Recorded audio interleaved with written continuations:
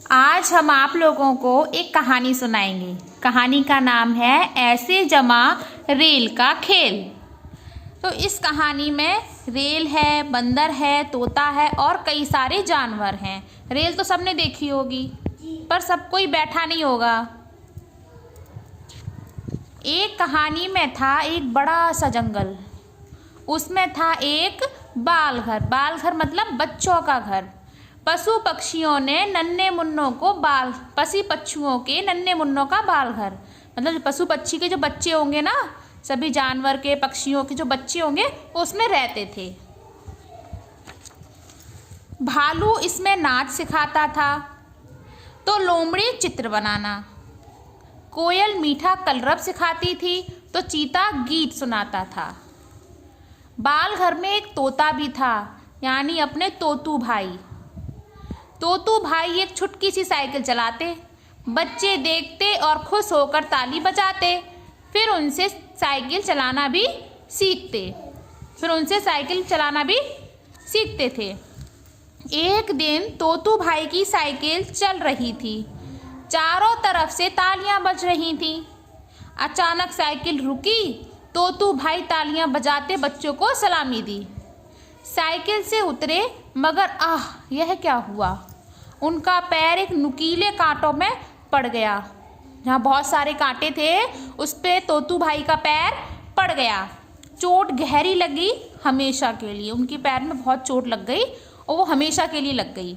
अब वे एक ही पैर पर उछल उछल कर चलते थे। एक छुटकी सी साइकिल नहीं चला सकते थे अब वो। बताओ, पहले साइकिल चलाना सिखाते थे बच्चों को, अब वो छुटकी साइकिल भी नहीं चला सकते थे। सब सोचते अब तोतू भाई क्या करेंगे। इस पर तोतू भाई उदास हो जाते थे, और बहुत उदास, क्योंकि उनके पैर में चोट लग गई थी। अब वो साइकिल नहीं चला पाते थे। बाल घर में अब तोतू भाई का कोई काम नहीं था। भाई उनके पैर वो साइकिल चला नहीं पाते थे, तो उनका बाल घर में कोई काम ही नहीं था। फिर भी वे रोज वहाँ आते और किसी टहनी पर बैठकर अपने दोस्तों को देखते। कभी इस टहनी पर, कभी उस टहनी पर। बाल घर में एक खेल होता था, रेल का खेल। इस खेल में जानवरों की एक छोटी सी रेल थी, तमाशा मेल। रेल का नाम था तमाशा मेल। बंदर रेल चलाता था और तमाशा दिखाता था। बच्चे तमाशा देखते और सैर करते। बच्चे किसके थे? पशु पक्षियों के बच्चे। खेल तमाशा भी और सैर सपाटा भी हो जाता था। खेल तमाशा भी हो जाता था और सैर सपाटा भी। रेल की सैर में एक बरगद के पेड़ के नीचे एक पड़ाव आता था। मतलब कभी कभी होता ना, सुरंग जैसा होता है, वैसे एक पड़ाव आता था। यहाँ जैसे ही रेल पहुँचती, एक चिंपैंजी सीटी बजाता। चिंपैंजी बंदर होते हैं। वैसे एक चिंपैंजी सीटी बजाता और हरी झंडी दिखाता था। बच्चे उस सीटी का इंतजार करते, क्योंकि तभी तमाशा होता था। भाई चिंपैंजी सीटी बजाता, तभी तमाशा होता था। सीटी की आवाज़ पर चलती रेल में दो बंदर करतब दिखाते थे। खेल दिखाया करते थे दो बंदर। ड्राइवर की सीट पर बैठा बंदर उछलकर बरगद की टहनी पर चढ़ जाता था। उस टहनी पर पहले से ही दूसरा बंदर इंतजार में बैठा था और वह कूदकर ड्राइवर की सीट पर बैठ जाता था। फिर वही बंदर ड्राइवर बन जाता था और रेल चलती रहती थी, यानी करतब भी चलता रहता था। रेल भी चलती, करतब भी चलता था। फिर एक दिन रेल का खेल शुरू हुआ। बरगद के पेड़ पर बैठा बंदर सीटी की आवाज़ सुनकर कूदने को तैयार था। रेल में बैठा बंदर सीटी की आवाज़ पर बरगद की टहनी की ओर उछलने को तैयार था। उनका खेल ऐसी तो होता था, जो बरगद की टहनी पर बैठा होता था वो रेल में कूदता था, और जो रेल में बैठा होता था वो बंदर बरगद की टहनी पर कूदता था। रेल पे बैठा बंदर सीटी की आवाज़ पर बरगद की टहनी की ओर उछलने को तैयार था। दोनों को था सीटी बजने का इंतजार, मगर सीटी नहीं बजी। सीटी बजाने चिंपैंजी दौड़ता आ रहा था। एक शरारती घोड़े ने अचानक से उसे दुलत्ती मार दी, मतलब उसे लात मार दी। चिंपैंजी मुंह के बल गिरा, धम्म से। चिंपैंजी क्या हुआ? मुंह के बल गिरा, धम्म से आवाज आई। अब चिंपैंजी कैसे आता? रेल का खेल बिगड़ गया।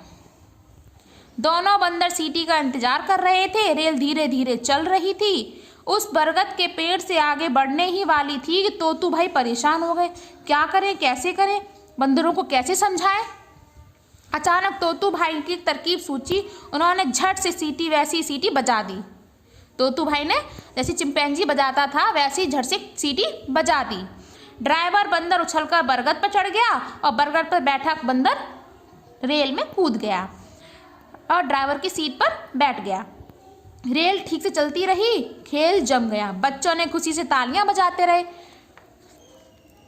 सबने जाना तोतू भाई सब बहुत कुछ कर सकते हैं, खेल के बिगड़ने से बचा भी सकते हैं। बाल घर में सब पशु पक्षी बहुत खुश हुए। तोतू भाई को बाल घर में वापस ले लिया गया। उसके बाद क्योंकि तोतू भाई साइकिल चलाना सिखाते थे, अब तोतू भाई को रोज रेल के खेल में सीटी बजानी होती थी। दोनों बंदर तोतू भाई की सीटी पर ही खेल शुरू करते थे। उन्हीं की सीटी सुनकर चिंपैंजी भी हरी झंडी दिखाता था। वाह तोतू भाई वाह। पशु पक्षियों के जो बच्चे थे वो बोले वाह तोतू भाई वाह। इस तरह हमारी ये कहानी खत्म होती है। और बाल घर के बच्चे तो रेल का खेल उनका अच्छा चला ना, कि इनकी वजह से, किसकी वजह से चला, तोतू भाई की वजह से। आज हमारी ये कहानी यहीं पर खत्म होती है। अगली बार हम नई कहानी सुनाएंगे आप लोगों को।